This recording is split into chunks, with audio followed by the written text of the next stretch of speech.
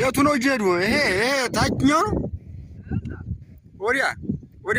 ወዲያ ማዶ ነው ጀዱ። አንተ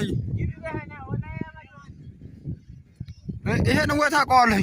በዛውም ለማወቅ ነው እንጂ ጉዝጉል። አንተ ግን በጣም ነው የምታምረው እንደዚህ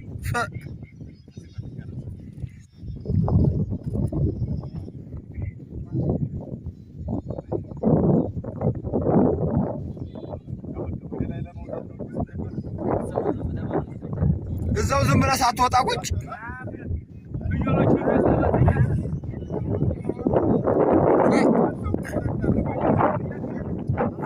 ወግዲ ደግሞ ኔትወርኩ እንኳን አይታይም። በእናትህ